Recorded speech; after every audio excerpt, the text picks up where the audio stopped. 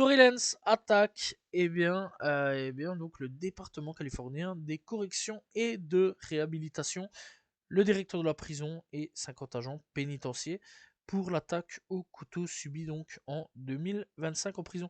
Alors on rappelle donc que Tory il est en prison pour un truc qu'il a pas commis, voilà, puisque bon, on le sait que maintenant c'est sûr et certain qu'il a pas du tout tiré donc dans le pied de Megan Thee Stallion. Voilà, on rappelle, pas d'empreinte sur le flingue, des témoignages qui commencent à dire que c'était fou, etc. Donc voilà, et clairement, ouais, on soutient toujours Tory hein, ici. Moi, j'ai toujours pas changé de position.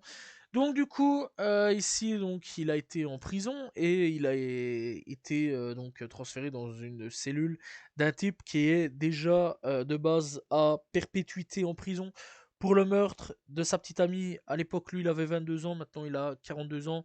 Et lui, à cette époque-là, donc il avait 22 ans, il a tué sa petite amie de 13 piges, si j'ai bien capté le truc. 13 piges. Voilà, donc déjà d'avance, faut pas se demander.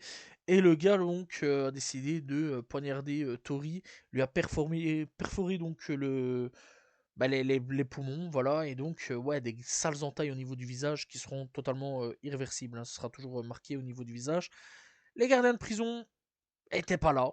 On ne sait pas où ils étaient. Ils ont mis quand même une longue minute quand même pour arriver, voilà, voire plusieurs minutes pour arriver donc pour essayer de secourir Tori. Et Tori, il a eu de la chance. Tori, il a vraiment eu de la chance. Et je comprends tout à fait son attaque. Voilà. Bref, en tout cas, j'espère qu'il va gagner et qu'il va ruiner totalement les agents pénitentiaires, comme le directeur, comme tout ce qui est là-dedans. Parce que vraiment, il le mérite. Donc voilà, ça c'est grave ce qui se passe d'avoir envoyé un innocent en prison.